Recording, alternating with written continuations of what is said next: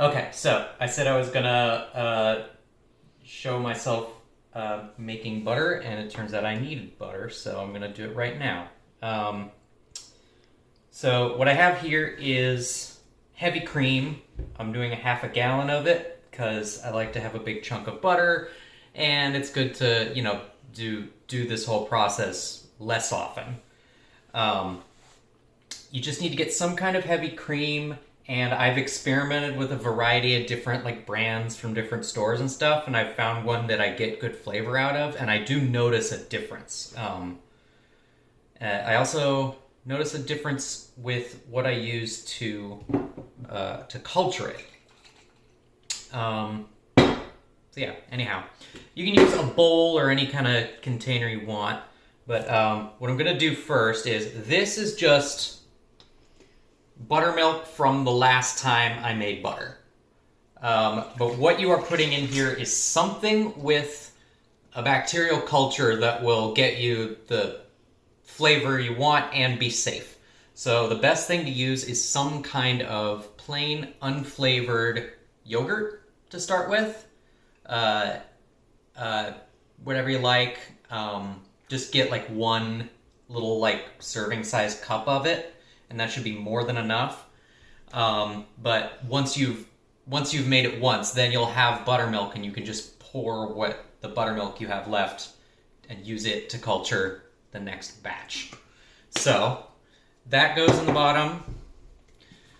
You want to shake these up because sometimes the fat in the cream settles, and that's the part you want.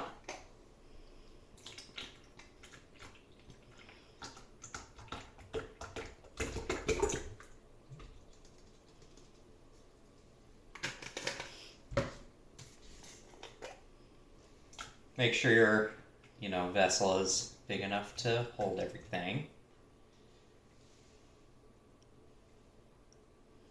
And then what you're gonna do is put just some kind of cloth over it. This is just a bandana. You can use cheesecloth, whatever you've got, and some kind of rubber band or string to hold it in place. That's just to keep dust and stuff out of it, because what you're gonna do is leave it out at room temperature for 1 to 2 days. And the 1 to 2, that's gonna depend on what temperature it is in the space where it's sitting. And that's gonna depend on what season it is. If it's summer and it tends to be pretty hot, for sure check it the next day and see if it's done. Right now it's still pretty chilly, so I am probably going to leave it for the full 2 days, but I'll show you what it's supposed to look like when it's done. Good morning. Okay, so it's 2 days later. Again, that's going to depend on what temperature your space is usually at. Here it's pretty chilly, so that's 2 days. If it's warmer, go for 1 day or a day and a half. But here is what you are looking for. I'm pretty happy with how this looks. When you jiggle it and stuff, it now has this thickness to it. I believe this is called creme fraiche. Is it the same thing as sour cream? I don't know, and I'm probably going to have to look it up later. But it is cream that is sour. That is what you're shooting for. So the next thing you're going to do is churn this until the fat clumps up and separates from everything, from the liquid components of it. And that fat is your butter. So what I'm going to do is put it in this big bowl. Yeah, look at how thick that is. Get everything you can out of there.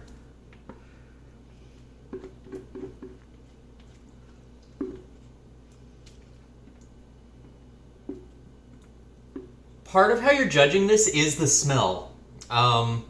You're looking for a slight tart smell. I like for it to smell a little bit sweet at this point. If it smells kind of cheesy, that means You probably left it too long and the butter will taste a bit cheesy, but in my experience, it's not dangerous or anything. It's just a little bit intense. And so I didn't end up really using it because it was hard. It would take over the flavor of whatever I was using it in. So,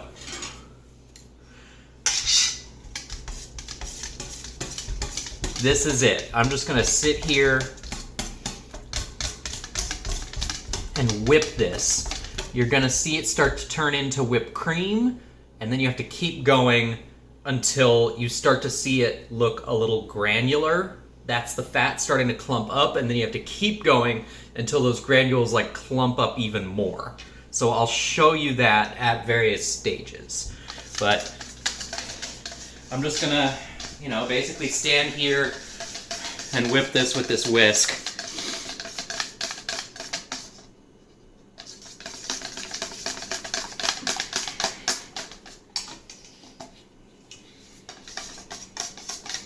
And I wanted to clarify what I was talking about in the cabbage rolls video, where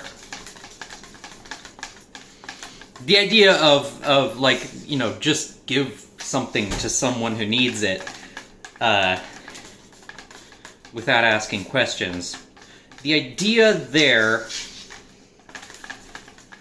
is to build infrastructure. The kind of infrastructure that the state promises but doesn't deliver. The state, as it exists like here and now, has taken on, the responsibility to create something of a welfare state, some kind of social welfare programs, safety nets, whatever you want to call it.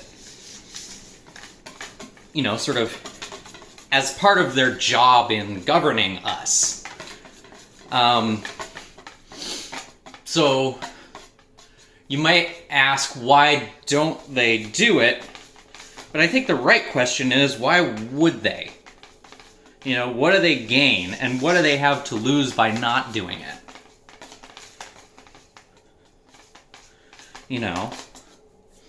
What are the consequences for them breaking their promise?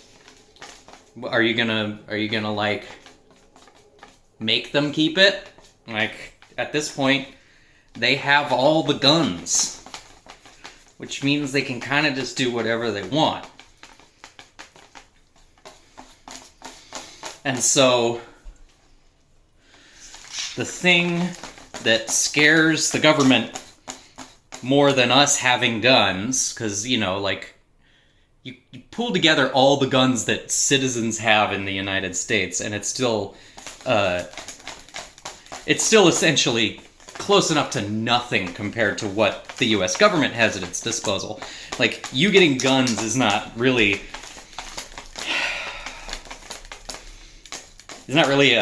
scaring anybody. What scares people is when you create infrastructure, when you start to show people that you actually don't need or expect the government to provide social welfare. That's why they killed the Black Panthers. That's what they were doing. It wasn't the guns, it was the breakfast program. That was the scary thing to them. Okay, so check this out. See how it's a little bit granulated? That's the fat starting to clump up together. You want to keep pushing it until you start to get like really noticeable liquid separating from the fat.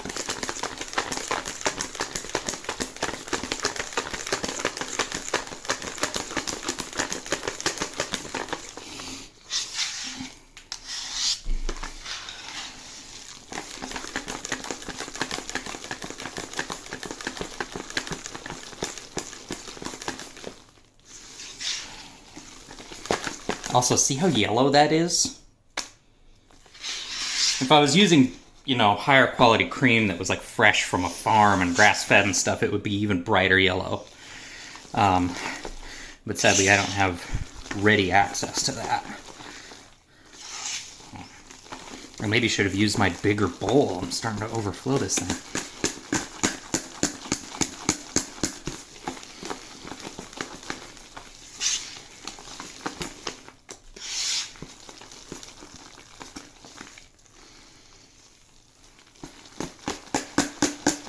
So anyway, when communities take care of each other, it creates actual communities. Whereas a liberal style government does not want communities. It wants to deal with individuals one at a time. And you have to make it so that they can't. You have to make it so that they always have to deal with a lot of us. It's the same logic that is behind unionization. Okay, are you seeing the liquid start to separate?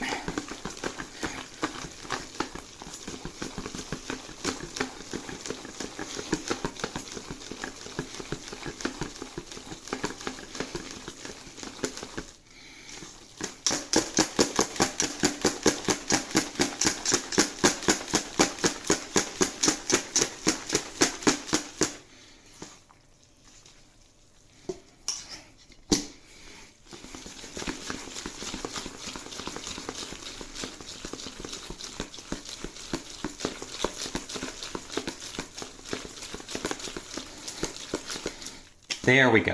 Okay, see that? It's starting to get a little bit soupy with clumps of butter getting bigger and bigger. I'm gonna keep pushing it.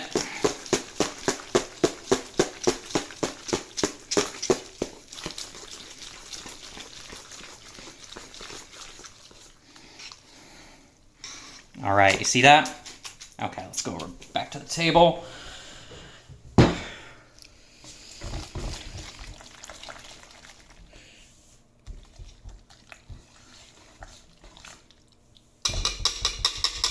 All right, now what you have here is butter and buttermilk. And both of those things are really nice ingredients to have. So we're gonna save both parts. So right now what I'm gonna do is set up over here just these empty bottles, mason jars, whatever you have. I find it tends to be less than a quart of buttermilk that comes out of this. And I've started with a half gallon of cream. So it's like less than half of the volume of whatever you're doing is about how much buttermilk you will get back out of it. So I always try to do this in the sink because it can be a little bit messy.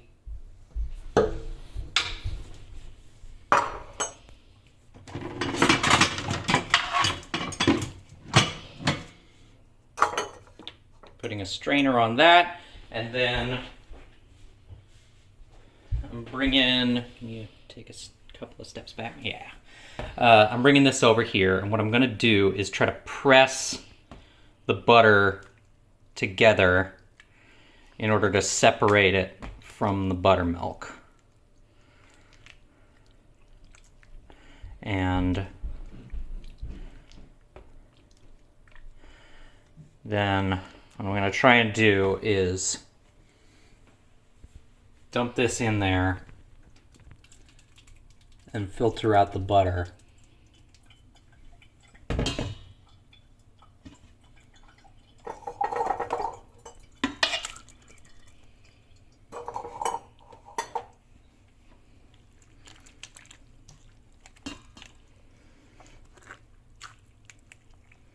Trying to form this into sort of bigger clumps.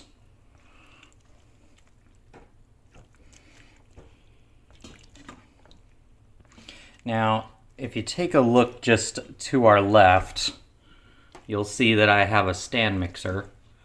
All of this can be done with a stand mixer and it makes it a whole lot easier, but I wanted to sort of show how I used to do this before I got one of those things, and that it can be done that way if you want.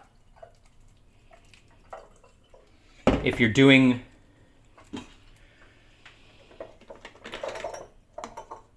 this with the stand mixer, obviously you're going to use the whisk attachment to do the churning part, and then later you're going to want to use the paddle attachment for the next step that we're doing after this.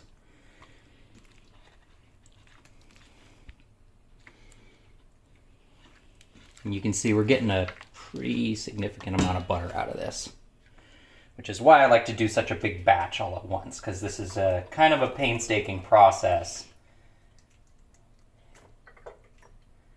But the butter that you get from it is so flavorful and good.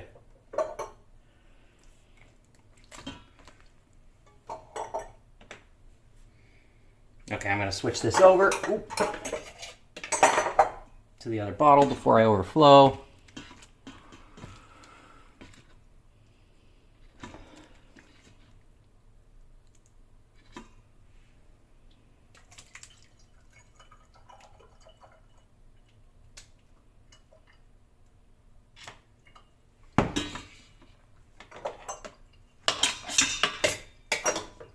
As you can see, this is pretty messy.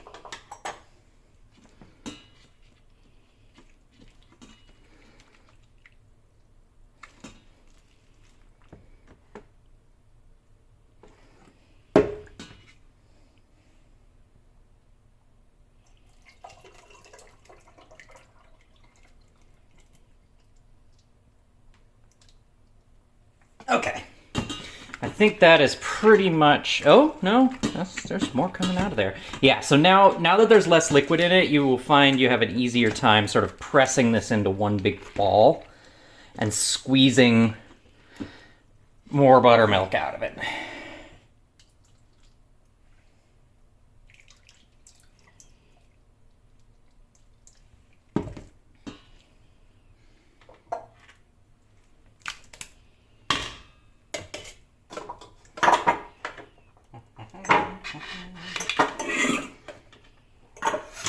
Whoops.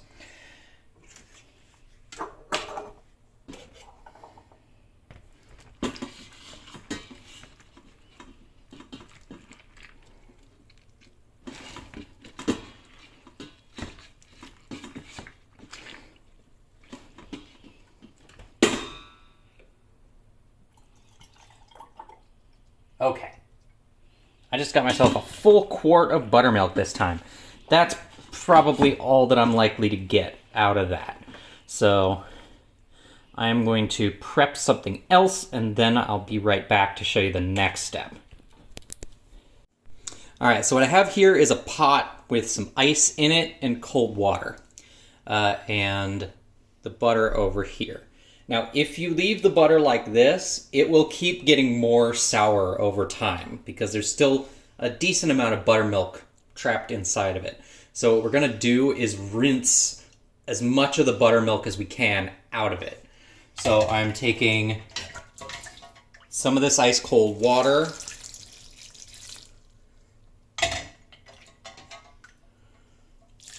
putting it in there, and then I'm just gonna start pressing the buttermilk out of the butter.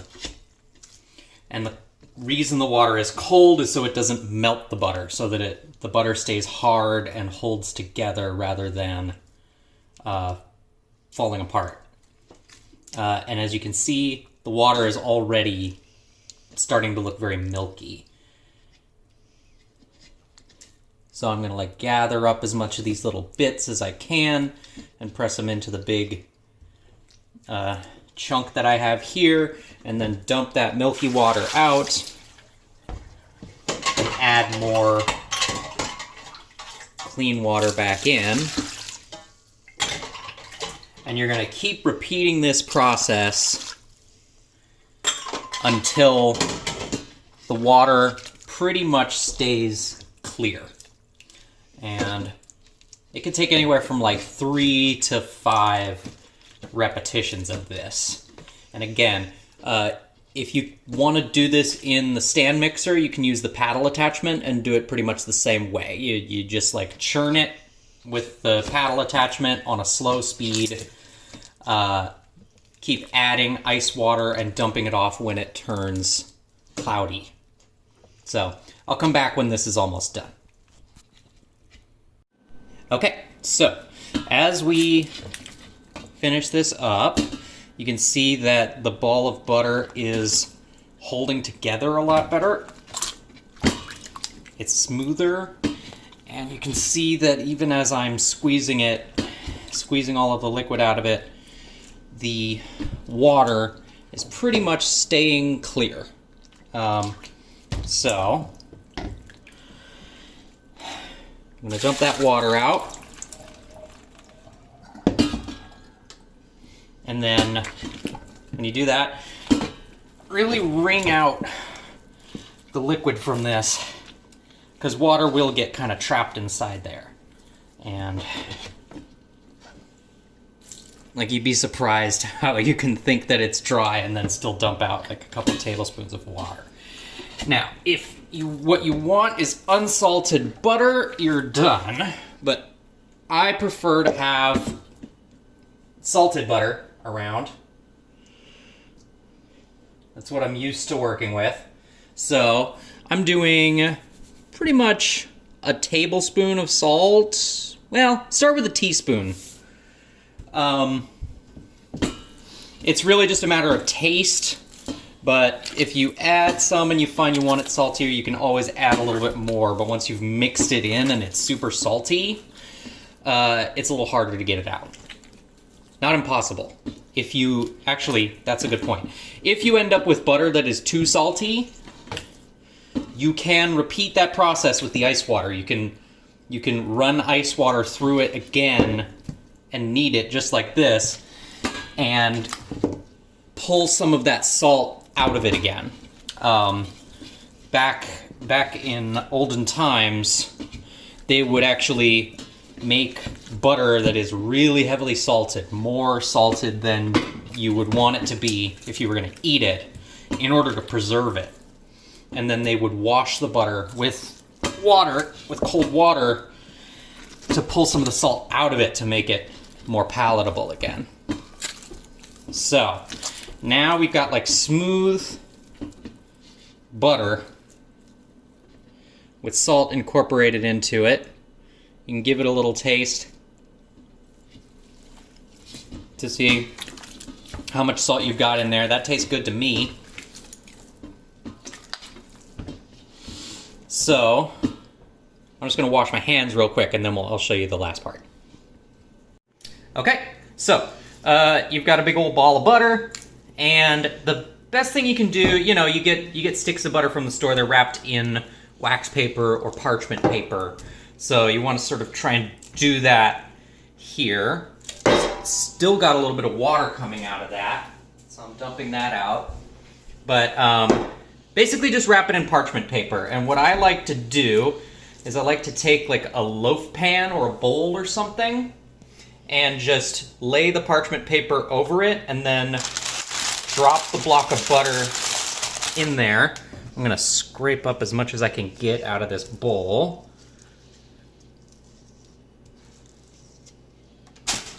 And then I'm just going to press this flat into the bottom of this pan.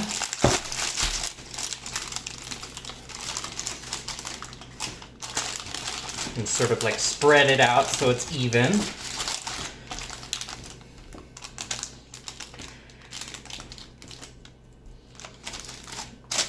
And then fold this over the bottom of it. And then fold these tails over. And then what you have is a nice looking like gold ingot of butter. And this should last you a pretty decent amount of time. This is well over a pound of butter. It might be closer to 2 pounds. Try this. It is like, I have not bought butter in months now because this is so good. Yeah, that's it. That's how I make butter. That's the butter that I always have around the house. And then I've saved the buttermilk, and that is like really nice buttermilk that you can use for baking and other stuff. Okay?